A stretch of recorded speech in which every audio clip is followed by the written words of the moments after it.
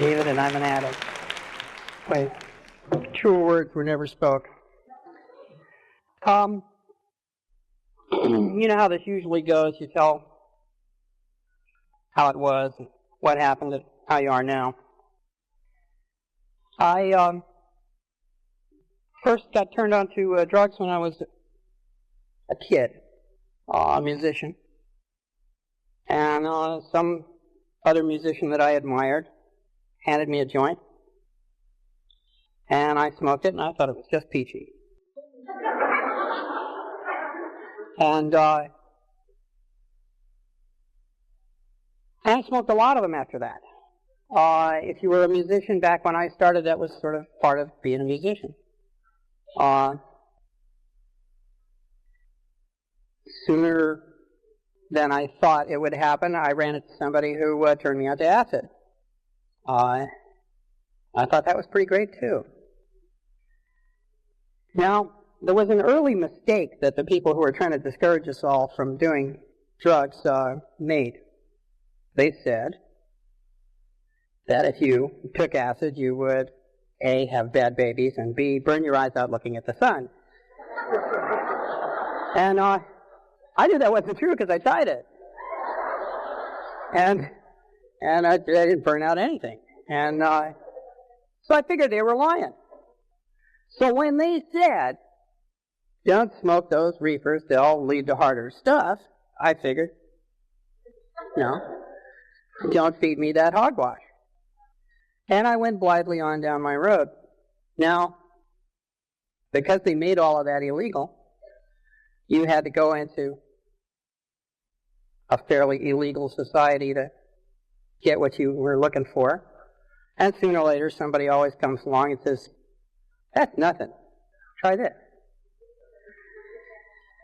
And, of course, I did. And that was cocaine. Energy for free, sex for a week. These little... No, I was a very simple-minded kid. That's how I saw it. And I thought it was just fine. It sounds... Now, to anybody in this room, it will sound absolutely bizarre, but when I first started doing cocaine, which was right after the Civil War, way back there, there were actually a lot of people going around saying, oh, it's not addictive. Yeah, right. And I'm the Easter Bunny. And so I got thoroughly into that. And, somebody said, well, oh, man, that's really not the real thing. The real thing. And they turned me out to some smack. I thought that was pretty good, too. There were some things that kind of slowed me up about it a little. You weren't really having fun unless you were throwing up. And it tended to put a bit of a damper on your sex life, but you didn't care a hell of a lot. Suppose you probably remember that part, but all of these things, I talk about them pretty blithely now because, it's been a while. And you can look back on them and they're easy to laugh about now. They were my life. Now, I started out feeling that being a musician was, I didn't get into it, to be a star or to get on the cover of Rolling Stone or to get laid or to make a bunch of money. I got into it because, unlike everybody now, I got into it because I really loved music. So I had felt, that music should be the most important thing in my life. Just barely ahead of sex, but ahead of it. And so, when after years of abusing these drugs, I kind of looked around and realized that they were getting to be more important than the music, I was kind of pretty surprised, pretty shocked, because you don't really watch yourself that carefully As a matter of fact, you tend to not want to watch yourself that carefully. I didn't. But, certain little warning signs start to happen in your life, One day there was a hole through a piece of my nose. Part of my body was missing. And somewhere in there, something should have said, hey, your body is trying to tell you something. There's a piece missing. Didn't quite come through. There's a little fog. I did, however, run into a guy. I was worried by it. I just didn't want to admit it. But I ran into a guy who said, you don't have to snort it. You can smoke it. And that was the beginning of the big, serious, downhill, hit the skids slide. I don't know how many of you were freebasers, but boy, that is the quickest, shittiest way to the bottom there is. I speak from a fair amount of experience, having been sort of a chemical dump site. And, I did enough years with enough different drugs where I feel I can pretty confidently say that's really shitty. And I did it, and I did it, and I did it, I did it. And, I didn't stop any of the others. I also know it's not real important here, but I also drank, whenever I was coming down or had run out of anything else. And I did all these things concurrently. Well, now there are certain attendant changes that we all go through, right? You start to tell certain kinds of lies to yourself and to other people. You start to trash your relationships. You start to trash your house. And things start to fall by the wayside. Your ability to show up any place on time, caring about yourself, brushing your teeth, little things like that. I could see these things happening, but I was in a situation where I could continue to do what it was that I pretty much was supposed to do, even when I was pretty blitzed.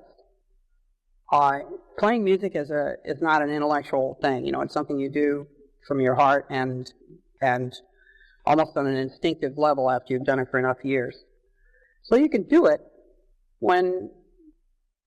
frankly, when you're twisted, How well you can do it is another matter, But I could always do it well enough to sort of get by. The other problem with it is that normally, in a drug addict's life, aside from the relationships that dissolve around you and the people who start to come to you and say, hey, did you forget your mother's birthday last night? That kind of thing. You tend to get in trouble. Now, I got in trouble a number of times. I used to get busted regularly. But it really all sort of depends on where you get busted. You get busted in Marin County, Mill Valley. The Mill Valley cops and I were, hey Dave, how you doing tonight? You're not carrying that gun, are you? I warned you about that. Don't bring it downtown. They would, as often as not, if they caught me with a paper, they would just God damn it, David. Get out of here. Orange County, even. I got away with it. Because there was an assistant DA who was a fan.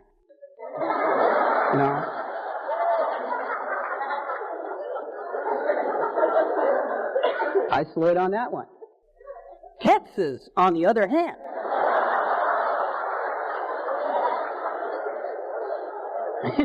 Is a whole different ball of wax. Yes, sir. Yes, sir. I got popped in Texas. By the time I got popped in Texas, I was pretty much in full flower, I was, your standard mess. And of course, I thought nobody knew. I thought nobody could tell.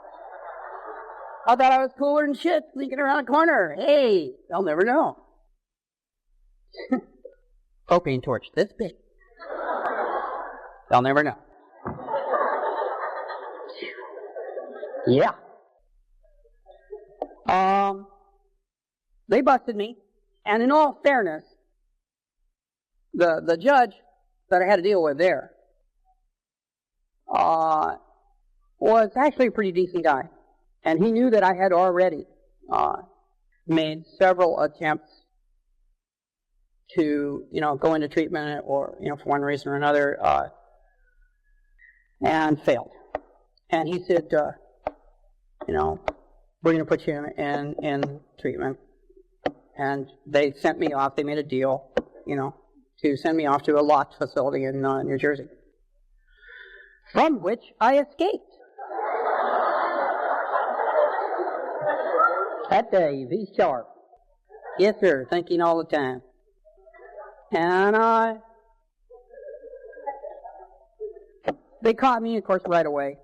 And they brought me back. And they said, here's that great line out of the Paul Newman movie, what we have here is a failure to communicate. That's pretty much how it was. Judge looked at me, I looked at the judge looked at me, shook his head, and he said, okay, sir, we're going to send you down to Texas Department of Corrections, which means Huntsville. Now, I don't know how many of you have done a lot of jail time. I expect some of you have. It's part of better living through chemistry.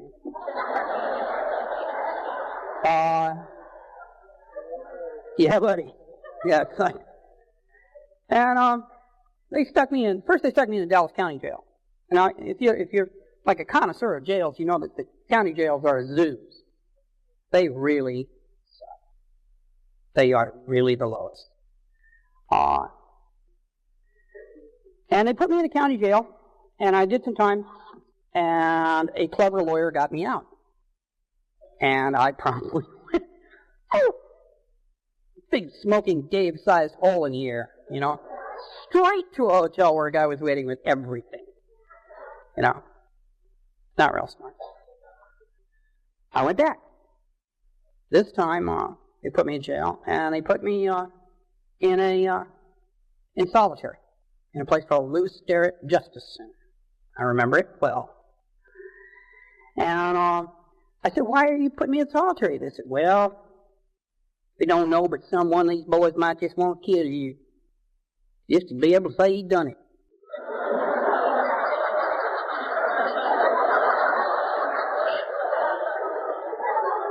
Oh. That worked for a little while, and then I started to just flat nut up in the cell. Because I'm like kind of an outgoing guy, and I like to talk to people and stuff, I wasn't real polished up on this being a jailhead guy yet. And so I said, look, please send me to prison.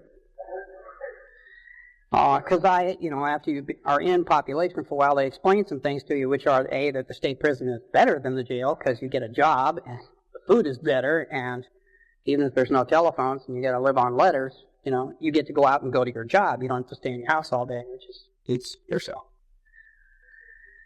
So they did. They said, okay. And they sent me down there. And it's a real funny thing, is I know that in that prison there was dope.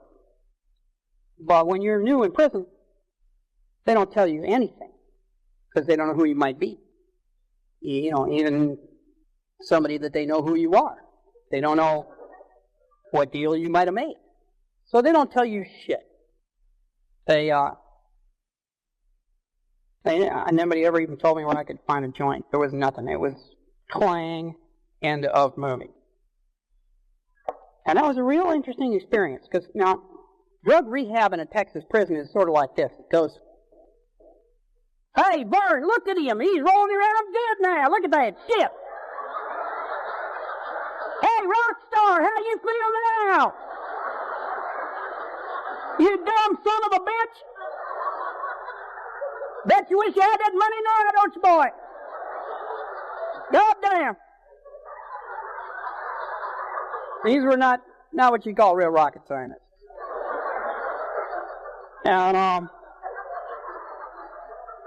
And they wouldn't give you an aspirin. I want you to know, man, I'm sitting there kicking junk and coke at the same time. I'm twirling like a pig on a spit, you know. I don't know which end. I'm just ass over tea kettle. I haven't a clue what's going on, you know. I hadn't been straight in 20 years. I am just like, oh, what am I going to do? And I'm in prison in Texas. And I was flat discouraged. Yeah. Now, like I said, it's easy enough to laugh about it now, particularly some of these good old boys I had to deal with. But, man, it was a hell of a thing, you know, because I'd been a kid who'd always got his own way. You know, I'm from here, Santa Barbara, that's where I'm from. And I went to schools here, and I had a great life here, and my parents were nice, and nobody ever beat me, and I didn't have much excuse, you know, for turning out this way. And I was kind of always able to get my way. Either by being cute, you know, or being funny, or by talking real fast, or beg, borrowing, stealing, conniving, cajoling my way into whatever the hell it was that I really wanted to do. And I won pretty early at what I chose to be doing. First I got into one group, and that did real well, and then I got into another group, and that did about 5 times as well as that, and then that group added somebody and got 10 times bigger than that. And I never really had to, you know, like, grow up a hell of a lot. And all of a sudden these big doors go clang, and ain't nobody listening. You can be as cute and funny as you want. They don't give them. You know? The door is not listening. Open sesame. Nothing. You know? And you're in a space about the size of, that part of the table. 2 of them. You got to work it out with that other guy. You best hope that he's a nice guy. Fortunately, I was old and fat and ugly when I went in. I'm not even going to get into that whole set of jokes. Okay. But it was immediately a real tough lesson for me. I don't recommend this way of getting straight at all. You know, I don't expect there's a hell of a lot of newcomers here, but if there are, you know, if somebody offers you a chance to go into a rehab as opposed to just letting you slide down the hill to where you wind up in jail, get your ass in the rehab. Let me tell you right now.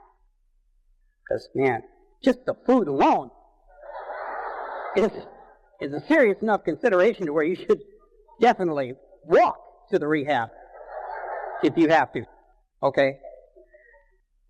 Texas prison, the food is part of the punishment. And all the same was pork. Who said pork? You know. That's what they feed you. They raise pigs, so they feed you pork. Knuckles.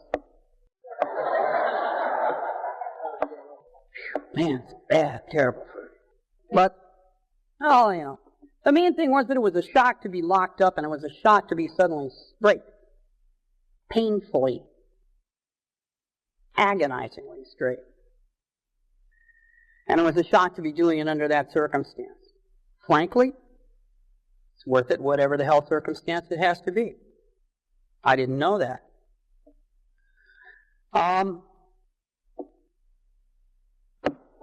I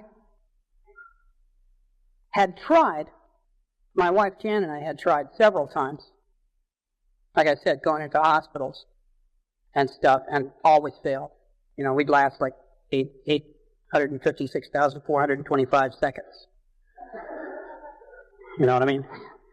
You'd be counting them all. But I was finally stuck in a place where I didn't have any choice. Nobody was going to give me any. I couldn't get out to get anybody. Any. I couldn't hustle money.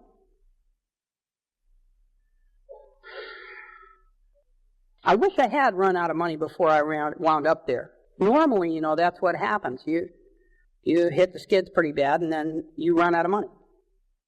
And then you use up, the kid's college fund, and then you sell the couch, and your Volkswagen, and your hat. You sell anything. I would have sold you. And I always had some money coming. Now, I didn't have any money. I didn't have anybody who would pay any attention. And I was going to get straight. And that was it. When I went to jail now, when you go to jail now, NA, AA, even sometimes CA are in the jails. I went to a great NA meeting at a jail in Hawaii. Man, these guys were hardcore. But when I went to jail, there wasn't no meetings. Not in Texas. They hadn't yet decided that it was cool. Texas is a little behind the rest of the world. And it was a very slow and painful process getting straight without anybody to give you much of a clue. I did get sent books. I got sent an NA book and an AA book from outside. But they don't make a hell of a sense to you without having somebody to say, look, brother, I just went through all of this right in front of you. See, that's the great gift of being in a program like this. Is that you got other people gone through it. And they can say, hey, 1 beer a month is not sober. Other little clues like that that'll help you. I didn't have anybody to really help me figure it out. I did survive it. Partly just luck, and partly I figured out fairly early on there that if you don't get up in anybody's face and you mind your own business, you can get through that. And when I got out, my wife, who is a very strong person, had been in a rehab that sent her out to all kinds of meetings, all day, every day, for the whole time that I was in prison. And she said, come on, let's really make a stab at it. And I knew I was tired of living the way I had lived. So we made a stab at it.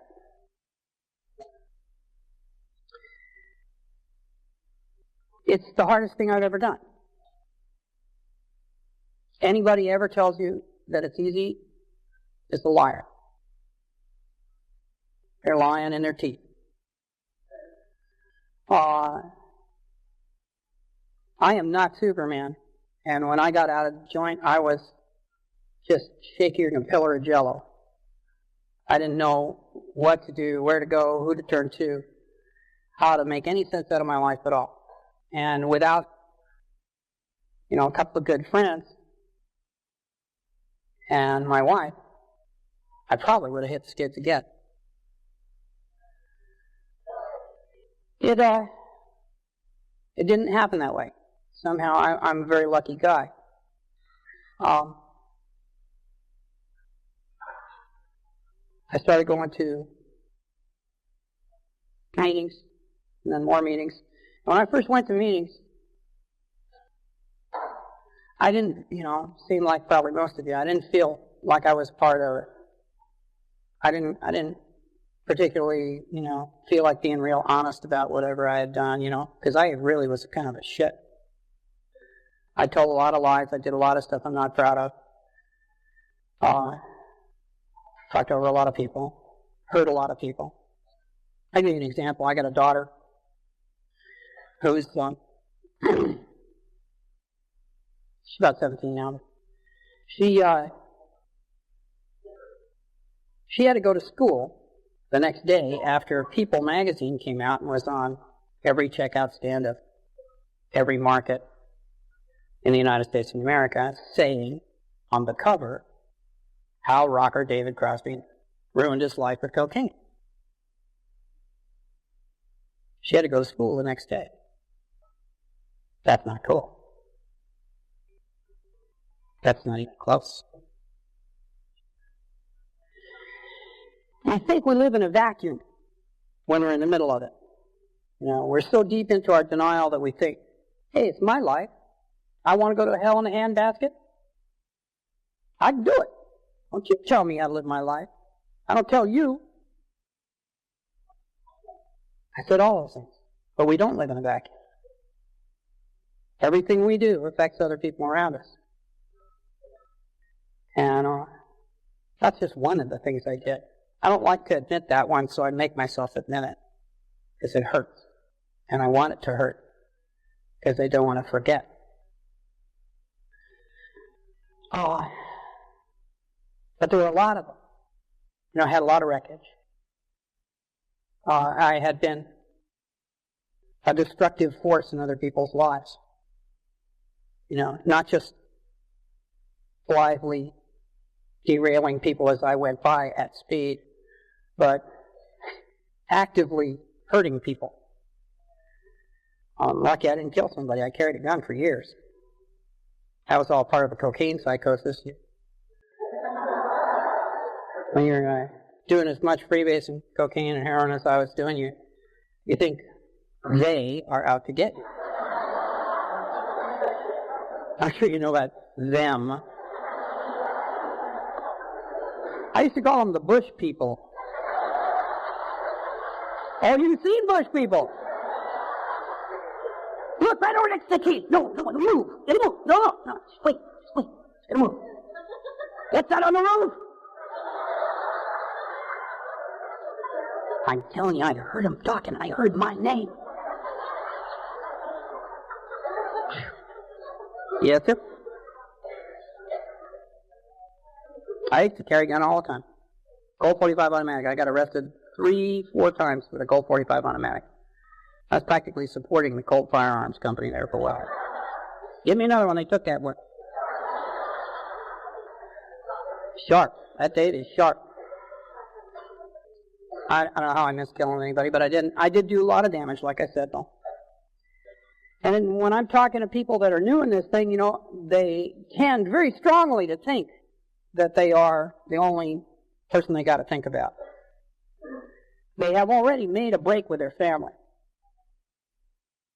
They tend to, we tend to find one reason or another why it's our family's fault. And, it's all somebody else's fault, isn't it? Everything is. I used to come up with excuses, man, that are legendary. There's still people who talk about the time I didn't show up for rehearsal in San Francisco because I said I didn't have $1 for the bridge.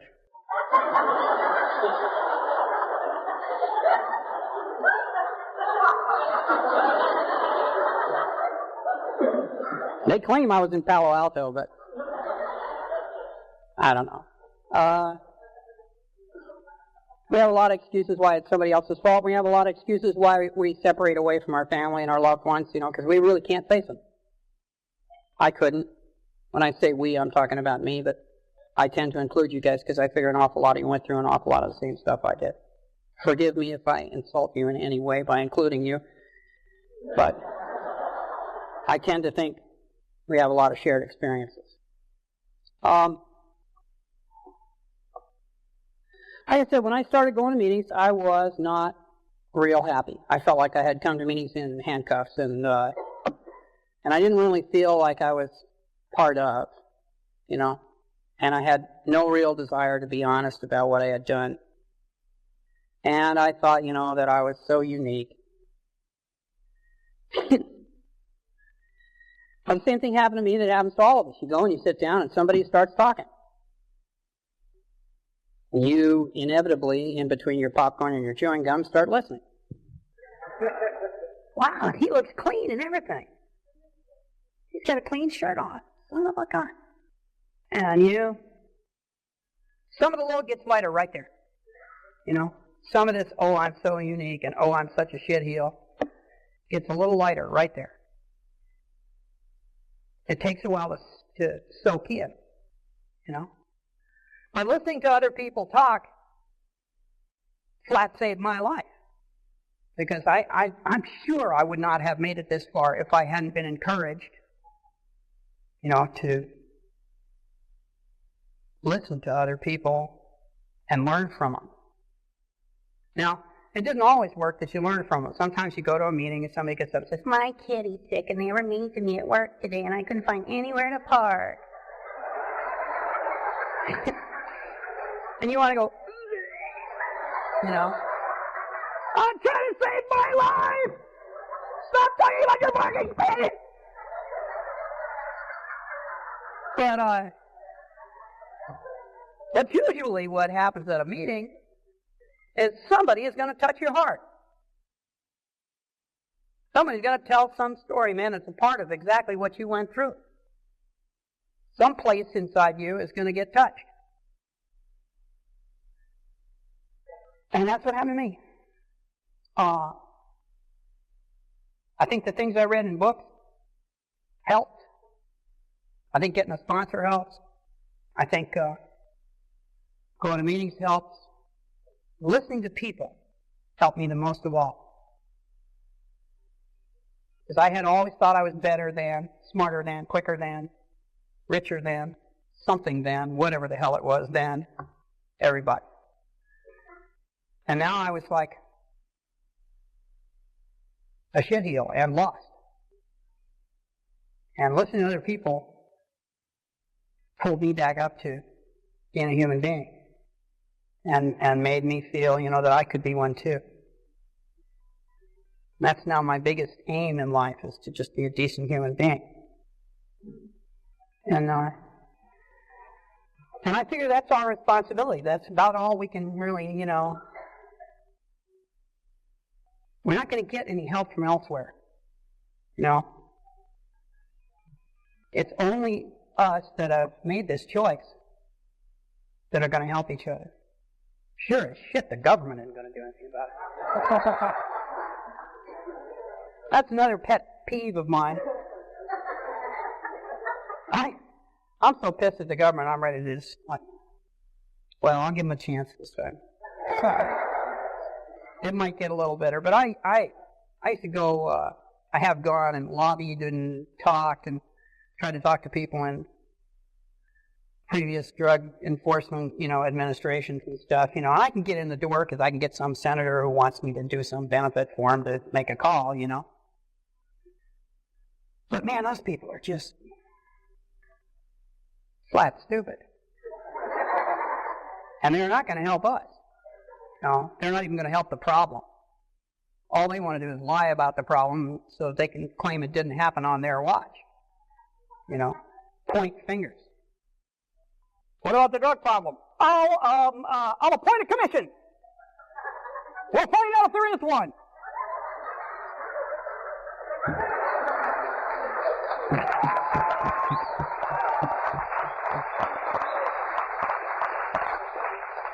It's enough to piss off the Pope.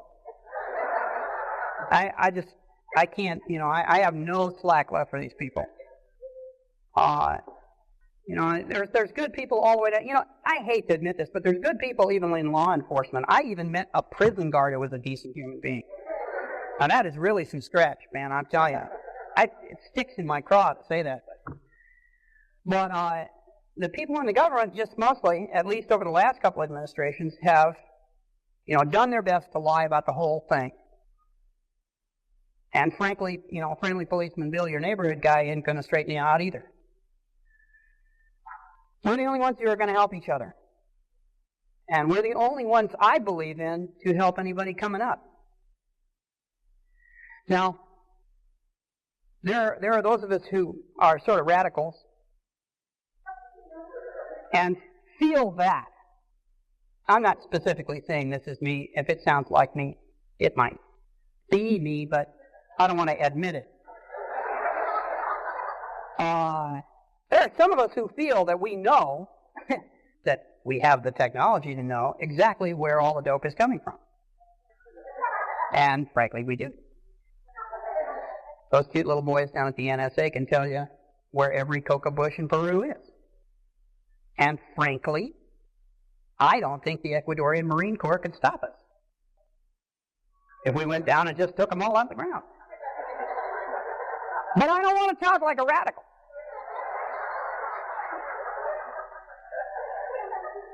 Tempting thought, though, isn't it? No. Yes, sir. Oh, coffee! If you don't, we'll come back next year. And we'll pull more than the damn bushes out of the ground, you little... But I can't say that to government. What I can say is that we can educate people. You can talk to people. And you can make a difference. There's a whole huge difference between one of y'all going in and talking to a kid who's paid hard dues to get sobriety, to get here, to get straight. Okay? And some sociology teacher, reading out of a book, or Nancy Reagan going, just say no and everything be peachy. The kids tend to dismiss that shit. Because they can tell when you're not telling the truth. And they don't like being talked down to. But if one of us goes up to them and says, hey, I did that. And this is what happened to me. And then this is what happened to me. And then this is what happened to me. I'm not trying to preach to you. I'm just telling you some history here. And then the next thing that happened to me was, they have a sense of that. When you talk to kids, you can make a difference. There is always the hope that if you give them the right information, they will make the right choice. We know what the right choice is. And we know what the right information is. Just tell them the truth. It's rare enough. If you do it, you can change lives. You can affect lives. I think it's our duty to be there for other people that come to us and say, look, man, I can't handle this thing anymore. I got to stop, and I don't know how. And I know you did. That person, we're honor bound to be there for that person. You got to show for that. But I also think that it's part of my program anyway to go out and try to at least dispel some of the myths about how all of this, happens. To at least tell the truth to people, particularly kids. I don't know whether it's going to make a difference, but I always stick that in there because I really have a high hope for it. I envision sometimes when I'm thinking about all of this, that there's this long line of people. Because I know I am not that smart. Historical fact. I wish I could convince myself I was, but the evidence contradicts. I envision this long line of people going out over the horizon in whose footsteps I am following. I think that's our great strength. You look at somebody else's life, you look at somebody who's got 10, 15 years, 20 years of staying straight, and you think to yourself, hey, you know something. I want to know it. And you follow.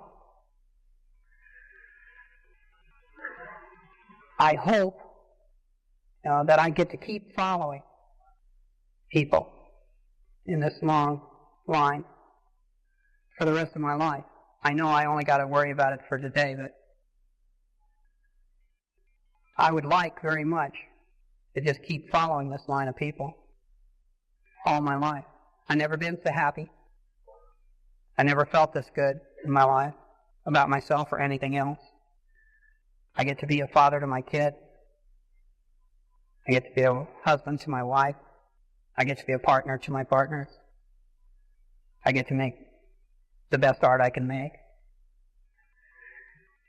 And I get to feel, like I'm learning and trying to be a decent human being. And all that stuff is just nectar to me. It's just the greatest gift possible. And I hope it is to you too. And I sincerely thank you all for letting me come here and talk to you tonight. Thanks.